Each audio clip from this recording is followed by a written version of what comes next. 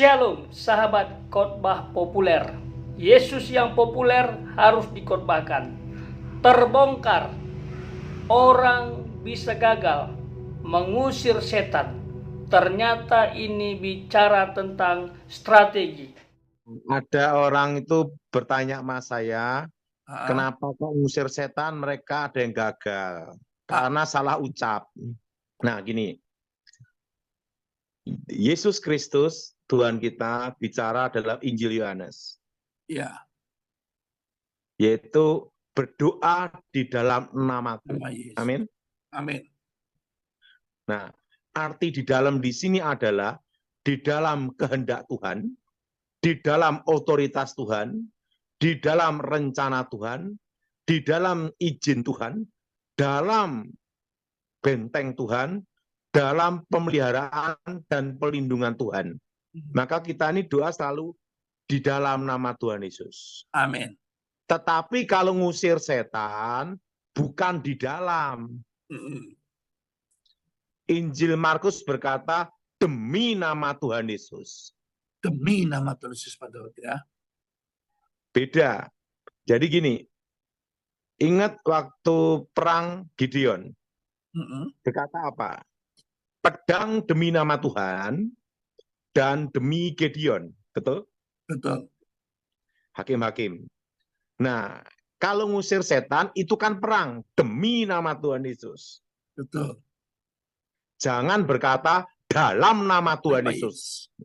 Nah, repot, setan masuk dalam rencana Tuhan. Nah, setannya kan bingung. Maksud dia masuk dalam rencana Tuhan, dalam izin Tuhan. Betul Pak Daud ya. Wah, luar biasa. Tuhan. Jadi setannya ngomong, lah saya ini disuruh ngapain? Maksud masuk rencana Tuhan. Ya Pak Daud. Itu kata-kata yang sederhana, tapi mempengaruhi. Maka ada namanya ya. in the name of Jesus. Ya. Ada juga apa? The name of Jesus. Yes. Jadi kalau ngusir setan, demi nama Tuhan Yesus Pak ya. Iya. Nah kalau doa minyak urapan, itu adalah apa? Di dalam nama Tuhan Yesus, sucikan minyak ini. Artinya apa? Untuk mendapat otoritas ilahi, otoritas Yehova, Yahweh. Yes. Nah, kalau mendoakan minyak urapan, itu harus di dalam nama Tuhan Yesus.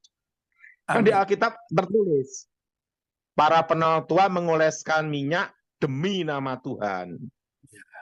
Maka kata demi dan dalam tuh harus ada perbedaannya. Nah, itu kadang orang bingung, kenapa enggak keluar? Nah, setan ini disuruh masuk dalam rencana Tuhan. Jadi selain kata-kata yang salah, apa lagi Pak Daud?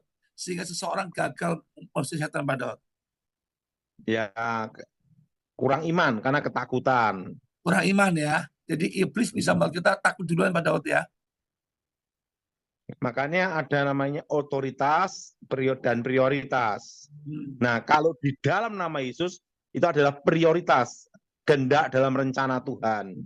Ya. Tapi kalau demi nama Yesus, itu bisa tentang otoritas. Untuk mengalahkan iblis. Iya Pak Daud. Nah Pak Daud kalau bisa bertanya, dua hal Pak Daud. Waktu setan diusir, setan keluar terus kemana Pak Daud?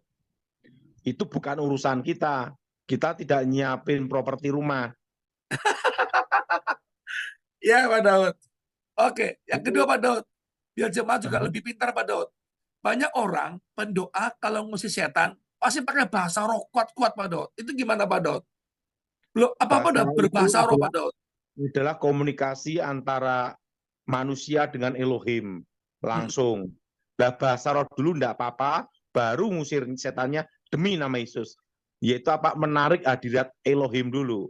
Yes, tapi nggak mungkin kan setan keluar hanya gara-gara apa, tidak mungkin keluar dengan bahasa roh Pak Daud ya. Nggak bisa, setan juga bingung, nggak ngerti ya. Betul Pak Daud. Gimana terus? Betul Pak Daud ya, karena kan kita meluruskan Pak Daud, banyak di lapangan kasusnya adalah orang doain lebih lama berbahasa roh daripada tegin-tegin setannya Pak Daud. Sambil tunjuk-tunjuk tapi sambil berbahasa roh Pak Daud itu loh. Setannya yang bingung. Setannya kelepak-kelepak Pak Daud, bingung. Jadi bahasa roh itu untuk mengundang hadirat Elohim, hadirat Ya, roh kudus, roh Elohim. ya.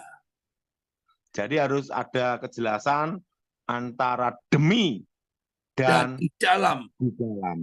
Ya. Yang kedua kurang iman. Ada lagi Pak Daud. Yang ketiga kenapa ada orang gagal mengusir setan Pak Daud? Ya, ketakutan. Ketakutan. Oke.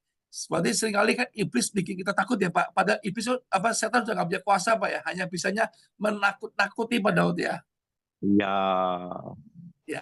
Sahabat khotbah populer, kita harus sadar bahwa iblis selalu mengintai kita, memata-matai kita. Dia ingin setiap orang percaya tidak hidup dalam kuasa Tuhan, bahkan tak beriman teguh kepada Tuhan. Artinya kalau Kristen ya Kristen saja, Kristen tanpa pertobatan, yang dibicarakan orang banyak dengan istilah Kristen KTP. Jangan sampai kita menjadi Kristen seperti itu, apalagi masalah berhadapan dengan kuasa gelap. Setan bisa menyerang bukan saja melalui telinga kita atau pikiran dan hati kita, tapi dia bisa juga menyerang secara langsung menggunakan media dan lain sebagainya. Apabila hal itu terjadi, apa yang kita harus lakukan? Melawannya kan? Nah, kebanyakan orang saat berhadapan dengan iblis, mereka tidak bisa melawan iblis. Dan iblis tidak lari atau pergi dari hadapannya.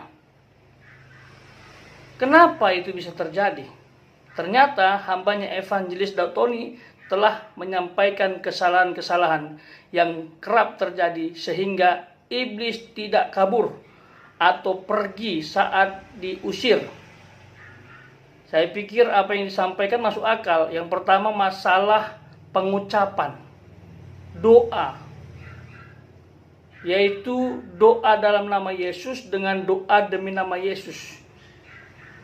Saya pikir konteks harus kita pahami. Doa dalam nama Yesus ini tepat kemana? Doa demi nama Yesus tepat kemana? Sehingga sasarannya jelas.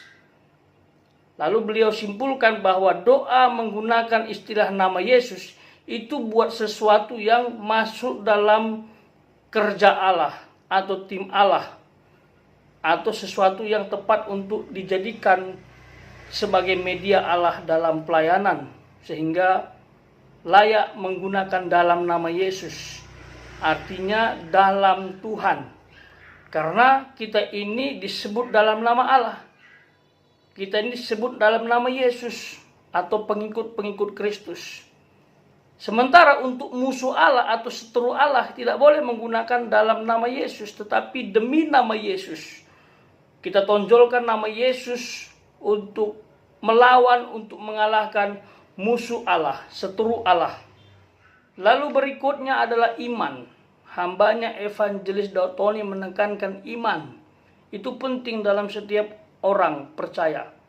Bukan iman semu, tapi iman yang sungguh-sungguh telah menerima Yesus, lahir baru. Lalu iman yang disertai dengan perbuatan.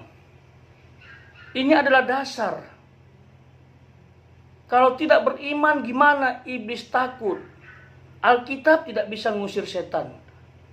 Salib juga tidak bisa. Hanya iman. Percaya kepada Allah mampu mengalahkan kuasa iblis. Kalau tidak beriman, nanti seperti anak-anak Skewa yang eksperimen menggunakan nama Allah Paulus untuk mengusir setan. Alhasil setan nggak pergi, justru setan menyerang mereka, mencakar mereka, dan mereka lari membabi buta, ketakutan lain sebagainya.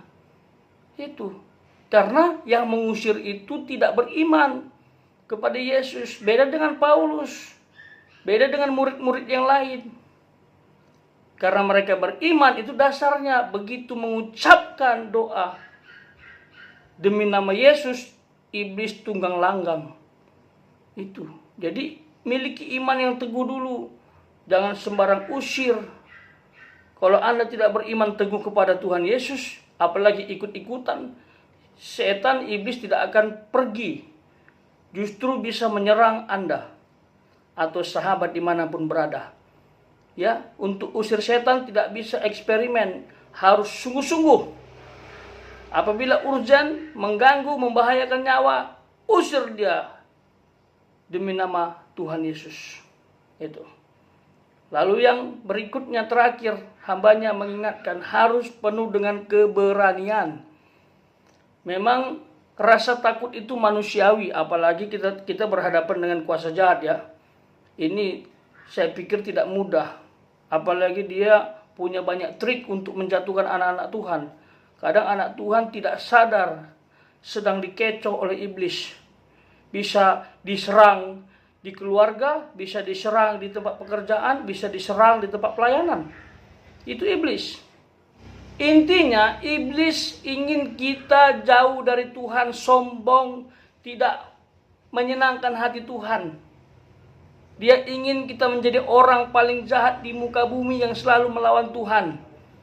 Kalau dia tidak berhasil membuat kita seperti itu, dia akan buat kita menjadi orang yang merasa paling rohani, yang intinya itu adalah kesombongan rohani. Manapun kita menjadi orang sombong di mata dia, dan itu yang iblis mau. Oleh sebab itu sahabat khotbah populer, berhati-hatilah, waspadalah, berjaga-jagalah, jangan pernah anggap remeh serangan iblis. Dia bisa menyamar seperti malaikat terang. Kita berpikir itu adalah perintah dari Tuhan, nggak taunya dari si jahat. Jadi bentengi dirimu dengan hubungan yang intim dengan Tuhan. Kalau Anda merasa mampu tanpa melibatkan Tuhan berhadapan dengan iblis, itu sombong namanya. Bukan saja masalah kita bisa berdoa untuk setan pergi atau tidak, tetapi kita juga harus bisa membentengi diri dari serangan magic, kuasa gelap, sihir. Itu barangkali santet menyerang kita, barangkali juga guna-guna dan lain sebagainya. Pokoknya ilmu kuasa gelap itu bisa menyerang kita suatu waktu. Apabila hal tersebut terjadi, apa yang akan kita alami? Apa yang kita harus lakukan? Apakah kita harus takut secara berlebihan? Atau kita menyerah menjadi pengikut iblis saja supaya aman? Atau berperang melawan iblis? Kalau memang sahabat sepakat untuk berperang dengan iblis, mari komitmen untuk membangun hubungan dengan Tuhan. Hanya Tuhan yang bisa mengalahkan iblis. Biarkan Tuhan berperang menggantikan kita. Percaya, jikalau Tuhan di pihak kita, siapakah lawan kita? Saya berdoa buat setiap sahabat, kiranya ditutup bungkus oleh kuasa Yesus dari kuasa gelap, dari santet, sihir, dan lain sebagainya yang menyerang orang percaya, supaya orang tersebut tidak lagi menjadi penyembah Allah yang hidup. Tuhan Yesus memberkati.